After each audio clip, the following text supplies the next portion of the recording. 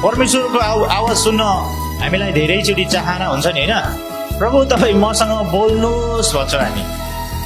कोही कोही बेला हामी शान्त बसेर कतैबाट आवाज आउँछ कि भनेर हामी शान्त बस्छौँ, कोही धेरैचोटि आउँदैन आवाज।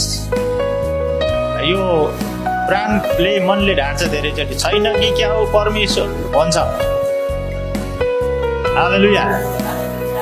तर हाम्रो परमेश्वर हुनुहुन्छ, अनि उहाँ जिउँदो परमेश्वर हुनुहुन्छ, उहाँ बोल्ने परमेश्वर हुनुहुन्छ।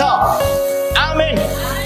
अनि उहाँ चाहिँ विभिन्न तरहले बोल्नुहुन्छ, तर प्राय यी दिनहरूमा उहाँ आफ्नो मण्डलीसँग उहाँले अभिषेक गरेको, नियुक्त गरेको, पठाइएको मानिसहरूद्वारा बोल्नुहुन्छ। आमेन। अनि ती चाहिँ अभिषिक्त जनहरू हुन्। हामीले परमेश्वरलाई सुन्ने हो भने, परमेश्वरको इच्छा अनुसार जिउने र हिँड्ने र बनिने हो भने हामीले हाम्रो निम्ति परमेश्वरले पठाउनु भएको, नियुक्त गर्नुभएको अभिषिक्त जनको कुरालाई हामीले सुन्नुपर्छ। भोइसलाई हामीले सुन्नुपर्छ, ध्यान दिनुपर्छ। आमेन। किनभने परमेश्वर प्राय आफ्नो अभिषिक्त जन, पास र अगुवाबाट मण्डलीसँग बोल्नुहुन्छ। आमेन।